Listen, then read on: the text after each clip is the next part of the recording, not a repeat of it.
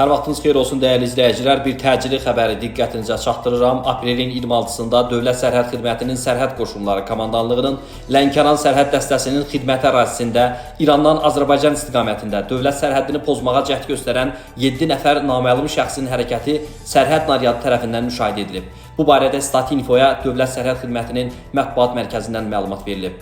Sərhəd zastavası silaha komandası üzrə qaldırılıb, xidməti ərazi tam qapadılıb.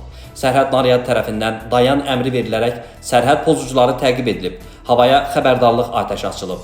Lakin sərhəd pozucuları əmrə tabi olmayıb, silahlı müqavimət göstərərək sərhədçilərin həyatına qəsd etmək məqsədi ilə atəş açıblar. Sərhəd naryadı tərəfindən dövlət sərhəd haqqında Azərbaycan Respublikası qanunun tələblərinə uyğun silah tətbiq edilərək sərhəd pozucularından biri hadisə yerində zərərsizləşdirilib. Digər 3 nəfər isə geriyə qaçmağa nail olub.